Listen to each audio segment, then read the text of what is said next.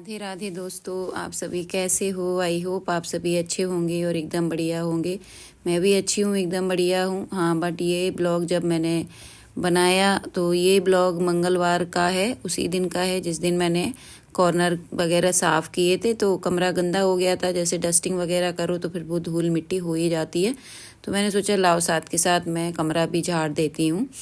तो बस कमरा मैंने झाड़ दिया और इसके बाद ये सामने वाला मेरा मेन गेट है जिससे एंट्री होती है घर के अंदर।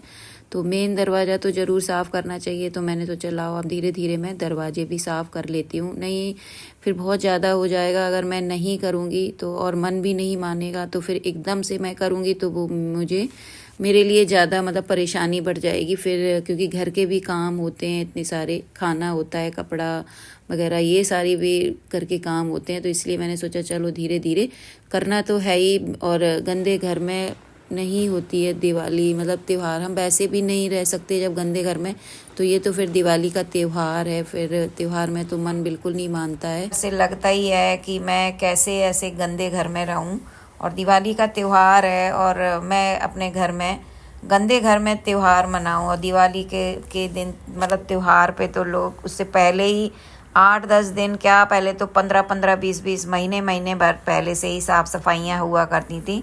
लेकिन हाँ, अब तो ये है कि पक्के घर हैं तो 2-3-4 दिन या हफ्ते भर में साफ़ सफाइयाँ हो जाती हैं। और पहले के टाइम में तो 15-15 क्या एक महीना लग जाता था। इतनी लीपा पोती वगैरह हुआ करती थी। जब मैं छोटी थी, जब अपने गाँव वगैरह जाती थी ना, तब मैं अपनी मम्मी को देखती थी तो उनको रात रात में ऐसे मट लीपना पोतना, मतलब ये सारी चीज़ें मैं देखा करती थी। तो दिवाली का त्यौहार होता ही है, जब जिस दिन दिवाली होती है ना उस दिन हमें अपना घर एकदम मतलब ऐसा लगता है कि पूरे घर में एक पॉजिटिव एनर्जी है, चारों तरफ से ही एक खुशहाली की एक चमक दिख रही हो। मतलब दिवाली का त्यौहार ऐसा होता है। तो बस कहाँ मन मानता है, तो मैं भी धीरे धीरे कर रही हूँ अपने घर की सफाई, क्योंकि मैं भी अपने साफ़ सुथरे घर में ही त्यौहार मनाऊंगी। और मैंने कभी ऐसे गंदे घर में त्यौहार नहीं बनाया है। तो आज मेरी तबीयत ख़राब है बट मैं फिर भी लग ही गई हूँ। ये बिंदी का निशान पड़ गया। क्रीम लगा ली है, बाल अभी सुलझाए नहीं। तो सृष्टि स्कूल से आ गई तो उन्होंने मैगी बनाई, तो थोड़ी सी मैगी मैंने भी ले ली है। तो चलिए मैगी थोड़ी सी खाती हूँ, उसके बाद देखूँगी रोटी अगर बनाऊँगी तो बनाऊँगी। सब्जी पड़ी हुई है रात की, अगर रोटी खानी होगी तो बन जाएगी। तो चलिए इस ब्लॉग का एंड में यही करती हूँ। और आप सभी के घरों में भी सफाई दिवाली की चल रही होगी, सभी के घरों में ही चल रही होगी। और दिवाली का त्यौहार होता ही है सफाई, पहले खूब घर को चमकाओ। पहले करवा चौथ पे खुद को चमकाओ, फिर बाद में घर को चमकाओ।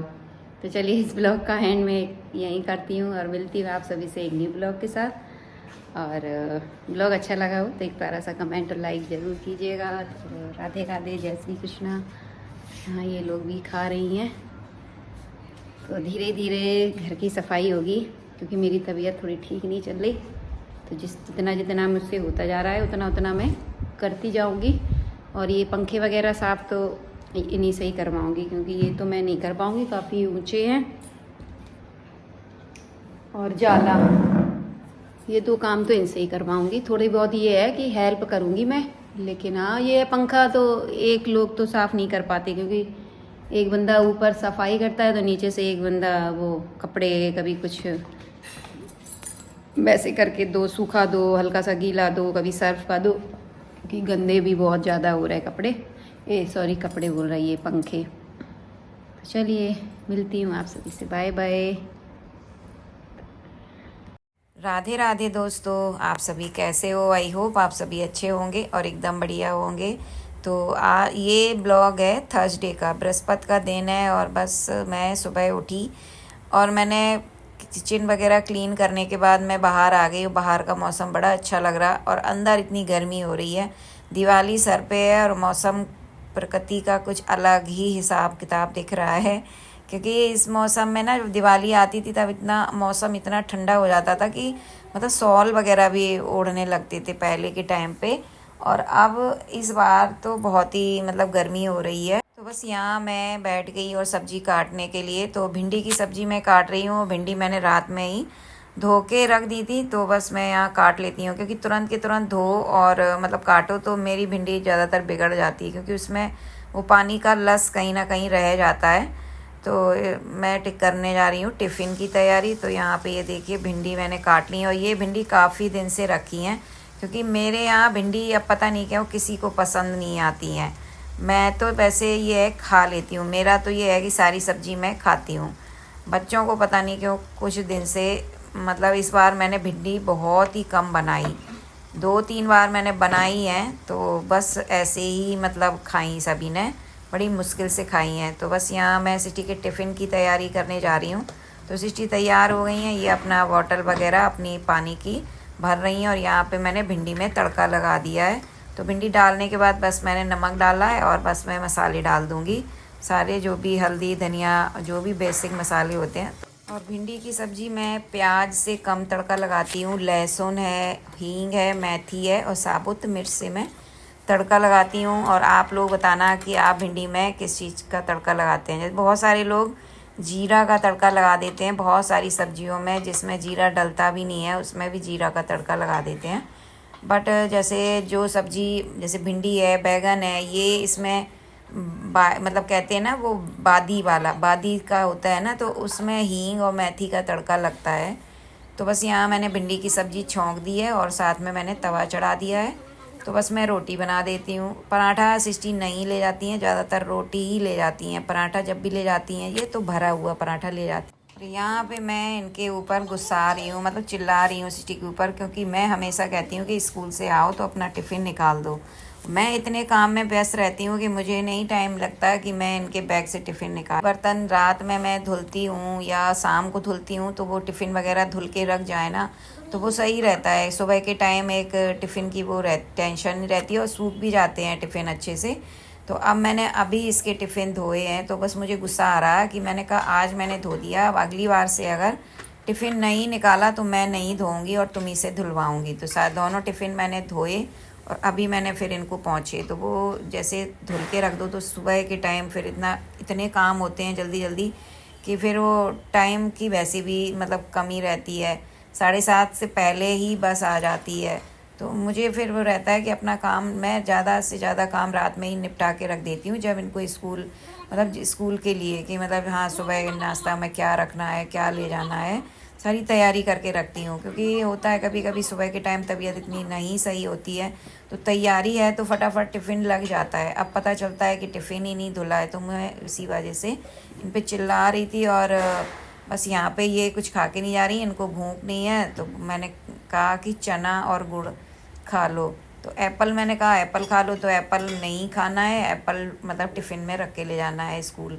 तो मैंने कहा चलो चना गुड़ खा लो थोड़ा सा। और गुड़ चना इसलिए खा रही हैं कि मैंने बनाई है भिंडी की सब्ज़ी, और वो स्कूल भी मैं ज़बरदस्ती ही रख रही हूँ भिंडी की सब्ज़ी टिफ़िन में, क्योंकि सब्ज़ी भी कोई है नहीं। और कल मैंने इनको रखा था आलू का पराठा, तो आज फिर ये भिंडी बेकार हो रही थी। बेकार क्या मतलब, बेकार चली जाती, 1-2 दिन और रखी रहती तो ये बेकार हो जाती। तो मैंने कहा जब कोई सब्ज़ी है नहीं तो मैं लाओ इनको ही बना देती हूँ। हो गए भिंडी को रखे हुए, क्योंकि भिंडी जब आई तो उसके बाद फिर सब्ज़ी आ गई, तो मैंने भिंडी छोड़ दी और वो सब्जियां बन गई। तो भिंडी मतलब सबसे पहले आई थी, लेकिन इसका जो बनने का टाइम सबसे बाद में ही आया, मतलब सबसे पहले आई थी लेकिन सबसे बाद में ये बन रही है। तो मैंने कहा फेंकने से अच्छा है कि चलो मैं बना दूंगी, सब लोग 1-1 2-2 रोटी नाश्ता में सब्जी से खा लेंगे, तो ये सब्जी मतलब हिले लग जाएगी, नहीं ये फिक जाएगी सब्जी। तो बस यहाँ मैंने इनका मतलब फ्रूट का लगा दिया है, इसीलिए ये खा के नहीं जा रही सुबह, तो इसीलिए ये गुड़ और चना खा के जा रही। मैंने कहा चलो कुछ भी खा लो, सुबह ये है कि खाली पेट घर से नहीं मतलब जाना चाहिए। तो बस यहाँ पे मैंने इनका फ्रूट का टिफ़िन लगाया, और बस मैं रोटी बनाने बेलने जा रही थी, तो ये इतने में किचन में आए और दिखाने लगे कि इनके गर्दन में पीछे कुछ मतलब ऐसे लग रहा है कि कोई चीज़ मतलब वैसे पूरे गर्दन में कुछ अजीब सा हो गया है। तो उनको कुछ अजीब सी इटिचिंग सी होती है ना, जैसे कोई चीज़ जल सी जाती है गर्दन वगैरह, तो वो इनको हो रही थी। तो फिर ये दिखाने आए, तो मैंने कहा हाँ है, तो कुछ रेसेस से पड़े हैं गर्दन में। क्योंकि 3 साल की दिवाली ना इतनी बेकार गई है हम लोगों की कि मतलब इतनी परेशानियां, हमेशा दिवाली के आने के पहले इनके साथ कुछ ना कुछ हो जाता है। मतलब इतना ज़्यादा परेशान हो जाते हैं हम लोग कि बस ये है कि कहते हैं ना कि जिनके अंदर हौसला है, अच्छे लोग होते हैं, हिम्मत होती है, तो वो चीज़ों को अब एक पॉजिटिविटी में लेके और ख़ुद को मतलब एक पॉजिटिव ही रखते हैं कि चलो जो है भगवान का, चलो इतने में ही, ज़्यादा नहीं है, चलो थोड़े में ही टल गई, इस तरीके से करके अपने आप को संभालते हैं। तो बस मैं इस बार भी दिवाली आ रही तो मैं इनसे कह रही थी कि थोड़ा अपना ध्यान रखना। और यहाँ देखिए ये भिंडी की सब्ज़ी बन के तैयार है, तो बस मैं टिफ़िन लगा देती हूँ। और देखने में कितनी बढ़िया भिंडी की सब्ज़ी बनी है, बट बच्चों को भिंडी की सब्ज़ी कम पसंद अब आती है। पता नहीं, पहले तो बहुत मन से खाते थे, लेकिन इस बार इन लोगों ने भिंडी की सब्ज़ी बहुत ही कम खाई है।